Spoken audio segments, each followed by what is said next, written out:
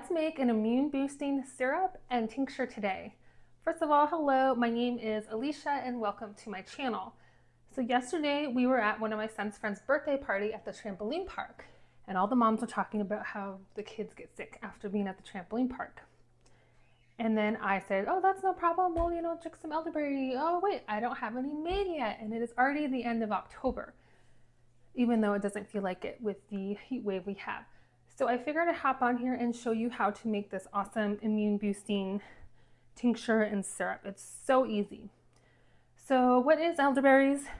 Elderberries are this amazing berry, super berry, full of vitamin C, and it basically like awakens your immune system, increases the activity of your immune system. So these are both really great to take, not when you're already sick, but basically as a preventative before you get sick, or you're feeling that tickle in your throat, you feel it coming on, and this will help just kind of waken your immune system up to go fight. If you're 3 days in, elderberry probably is not the best thing for you to take. So I will be making this syrup today with, I have some dried elderberries. I actually forage for these in the woods up here in the mountains. I'm in the desert, so I had to go about 45 minutes away to find these. You can get them on Amazon, just depending. Fall is about the time that you want to actually go and forage these. If you do, it just saves you a little bit of money. Get your family out in nature. It's all good. So I have some dried elderberries I'll be making. With that, some cinnamon. You can use the cinnamon sticks, but I do not have any on hand. I just have the dried or the ground cinnamon. I'm going to be adding some rose hips to mine and also some ginger. Some other things you can add to yours is like cayenne pepper, nutmeg, turmeric, which you'd want to add pepper if you added that. So this is so easy to make. You're just going to need 2 cups of water. I use purified. If you have non-dried elderberries, you're going to use 3/4 of a cup. The mine are dried, so I'm going to be using 1/4 of a cup.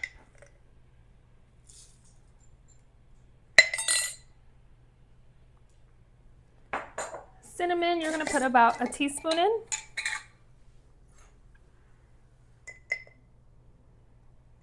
It smells so good. It smells like Christmas or fall. Now, this is just, you don't have to. I just had some rose hips to add for like a little bit more vitamin C. So I'm just going to add like maybe a tablespoon of that. Why not, right? We could all use a little extra boost. And then I'm going to add some fresh ginger. I'm going to save some of this for the tincture too. And then you're just going to give it a little stir. And you're going to simmer this for about 45 minutes to an hour. Now, elderberries do contain cyanide, and I know a lot of people have said, oh, they're poison, duh. If you're eating raw elderberries every day, yes, you're going to possibly get cyanide poisoning. Diarrhea, nausea, nothing fun. But cooking the elderberries actually takes the cyanide away. So for about 45 minutes to an hour, that'll be safe. Also making a tincture, the alcohol actually is considered cooking. So that would be another way that you wouldn't have to worry about the cyanide side effects. So let me get that going to simmer for a good 45 minutes to an hour.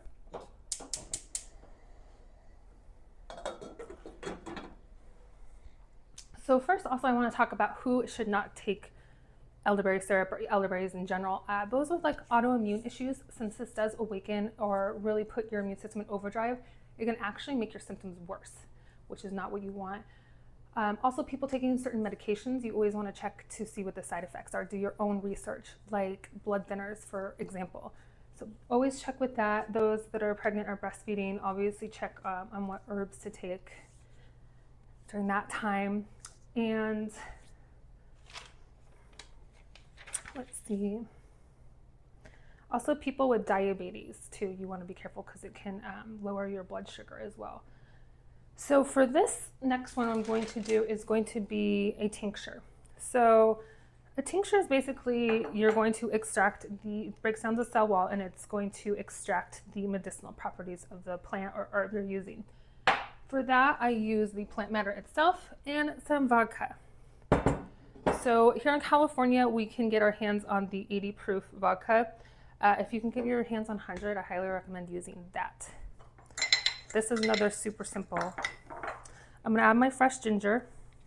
And usually for tinctures, you do wanna use the non-dried form, but this is what I have.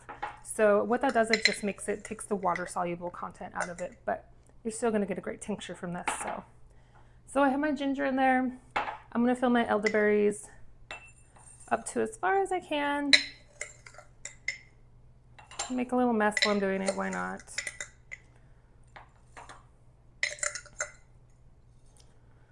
All right. So I have my jar full, and I'm just gonna add my vodka. I'm gonna fill that all the way up, all the way to the top. You do not want oxidation. I'm human. Blah, blah, blah.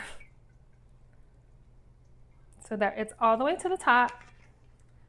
And then I'm going to be adding like a wax paper because this will react with the metal of the lid and corrode it.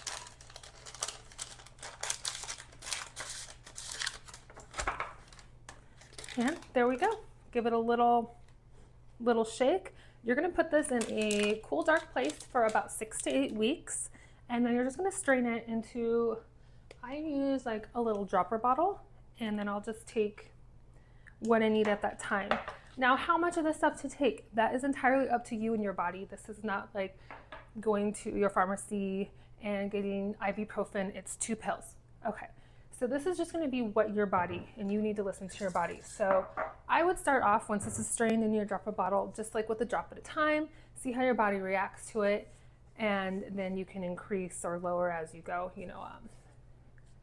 and see how your body does with it. So that's with any like herbal tincture or tea or anything like that. You just need to see how your body does with it. So I'm gonna let this go for 45 minutes to an hour, and I'll come back and strain it with you.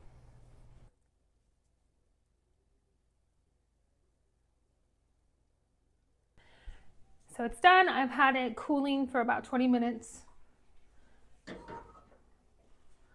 So all I'm going to do is use a strainer. I have a funnel. You do not need a funnel. You can just do your best not to make a mess. And I let this cool because you do not want to put hot water into a warm or cold jar. It'll shatter. So I'm just going to strain this, probably make a mess. Kitchens are for getting messy over and over again, and then cleaning them. So fun. So the next step I'm going to do, well, let me wipe this up really quick, is I'm gonna add honey. I have some raw local honey here, and I'm just gonna add probably about a half a cup. I'm gonna measure with my heart here. Ooh, that is sticky to get off. You don't want to add the honey when it's warm either. It'll kill a lot of the beneficial properties. And then you're just gonna mix this. And that is pretty easy, right? This stays good for up to 6 months in the fridge. Ours, we go through a lot quicker than that. We usually make a few batches through the winter, so. And you're just gonna take like a teaspoon a day, tablespoon a day. If you feel something coming on, then you're gonna, or teaspoon to tablespoon a day for like preventative. If you feel something coming on, a little tickle in the throat, then you're gonna up that to a few times a day just to get your immune system really pumping. And then another thing too with the tincture that I didn't mention, make sure you label it with the date and what you put in there, especially with a lot of other tinctures and things going on.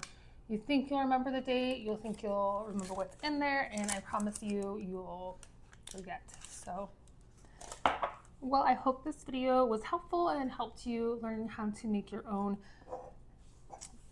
elderberry tincture and syrups. So if you like this video and would like to learn more, on herbs to make from your kitchen, please hit that subscribe button. Thank you.